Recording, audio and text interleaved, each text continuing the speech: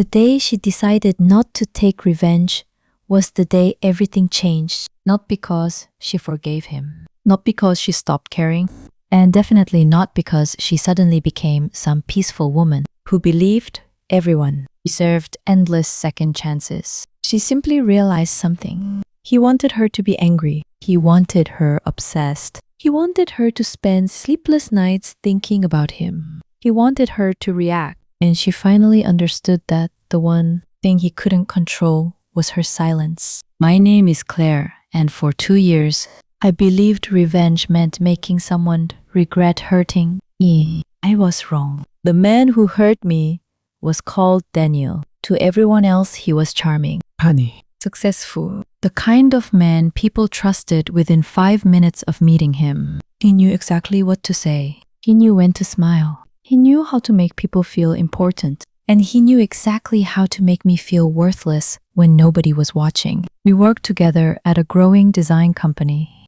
I had joined the company straight out of university. I was ambitious, excited, and determined to prove myself. Daniel was already one of the senior project managers. He took me under his wing. At least that's what I thought. He praised my work. He invited me into meetings. He told me I had potential. You could go far here, he said. I believed him. Then he started taking credit for my ideas. The first time I ignored it. The second time I noticed. By the third time, I understood exactly what he was doing. I had created a presentation for an important client. Nier presented it to the directors. He received the praise. I received nothing. Afterward, he walked past my desk. Good job.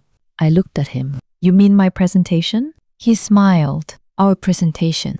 That was Daniel. Everything successful was ours. Everything that failed was mine. When the client loved something, he had apparently inspired the idea. When something went wrong, I had apparently misunderstood his instructions. He became very good at rewriting history. And because he was senior, people believed him. I started questioning myself. Maybe I was too sensitive. Maybe I wasn't communicating properly.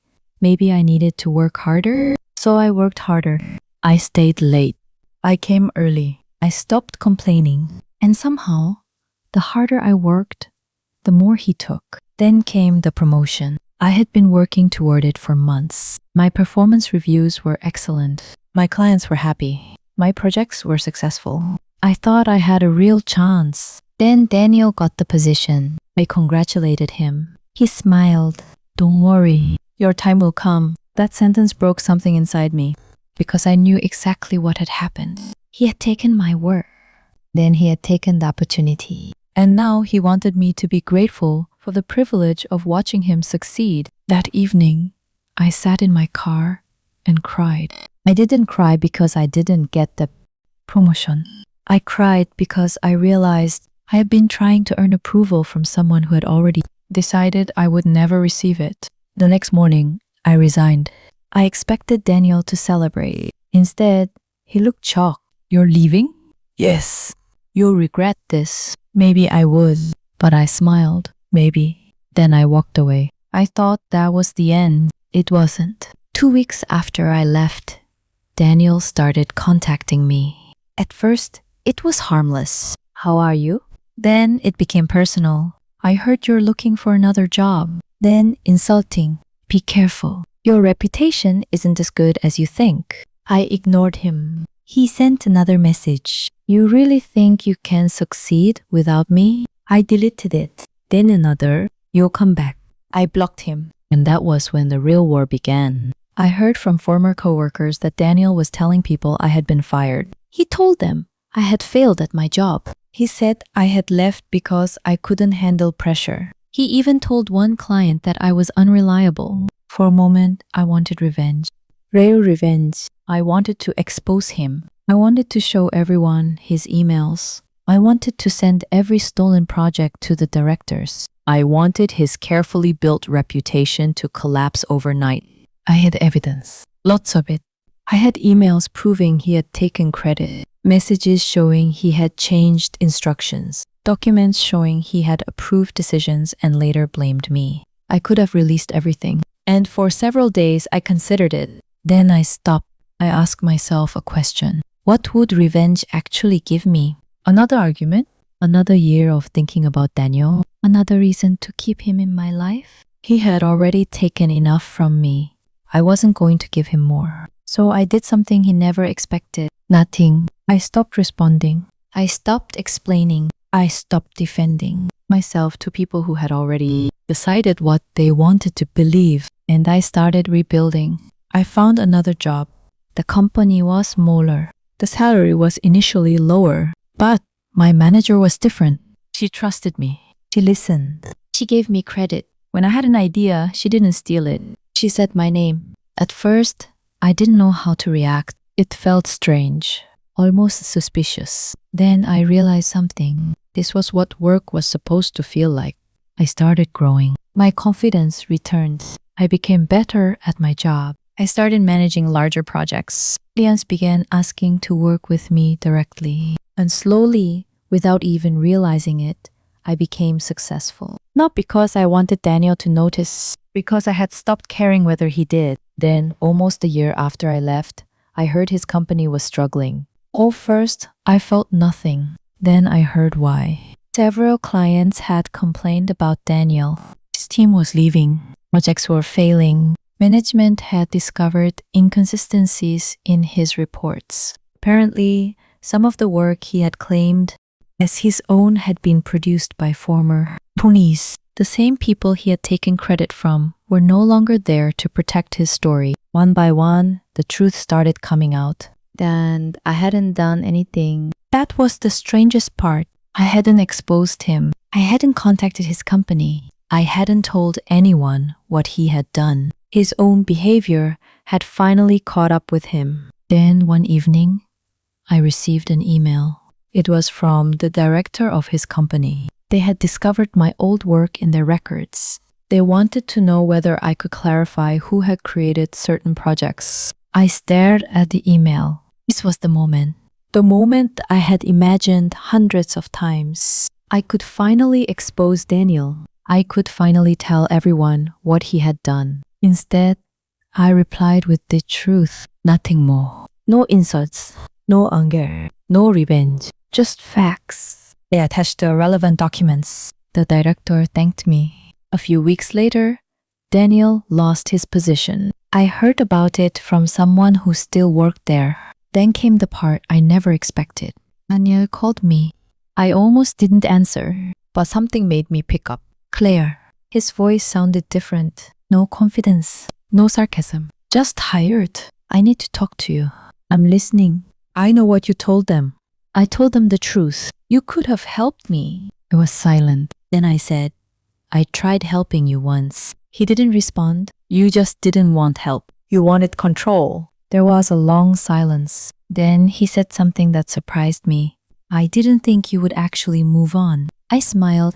You were wrong. He laughed bitterly. You really don't care anymore, do you? I looked out the window, and for the first time, I realized he was right. I didn't care. Not about his career. Not about his reputation. Not about whether he regretted what he had done. Nothing. He had become a stranger. A person from a chapter of my life I no longer needed to reread. That was when I understood. No revenge is the best revenge. Because revenge keeps you connected to the person who hurt you. You keep thinking about them. You keep planning. You keep waiting for their downfall. You keep checking whether karma has arrived. And while you're waiting for them to lose, you forget to live. I had almost done that. I had almost allowed Daniel to occupy my mind long after he had left my life. Instead, I chose something else. I built a life he couldn't touch. I became successful without him. I became confident without his approval. I became happy without needing him to regret anything. That was my revenge, not his failure. My freedom. Months later, I received an invitation to a professional event. My company was being recognized for one of our projects. I attended, and halfway through the evening, I saw Daniel. He looked different, older, tired, alone. For a second, our eyes met. I expected anger. I expected satisfaction. I felt neither. I simply smiled politely. Then I turned back to the people around me. My colleagues were laughing. My manager was congratulating me. A client was telling me how much they loved my work. I looked around the room, and suddenly I understood the irony. Daniel had spent years trying to convince me that I couldn't succeed without him. Now I was standing in a room full of people who knew my name, people who respected my work, people who had no idea who Daniel was. He had wanted to be unforgettable. Instead, he had become irrelevant. That was the moment I knew I had won. Not because he lost, because I had stopped measuring my success by his failure. The next morning, I woke up without thinking about him. That sounds small. It wasn't. For months, he had been the first thought in my head. Why did he do it? Why did people believe him? Why didn't someone stop him? Why did he get away with it? Then one morning, nothing. No anger. No questions. No need for answers. Just peace. And that was worth more than revenge could ever be. Years later, someone asked me what happened to Daniel. I had to think for a moment. That surprised me. I had almost forgotten. I finally said, I don't know. And I realized how powerful those words were. I didn't know, and I didn't care.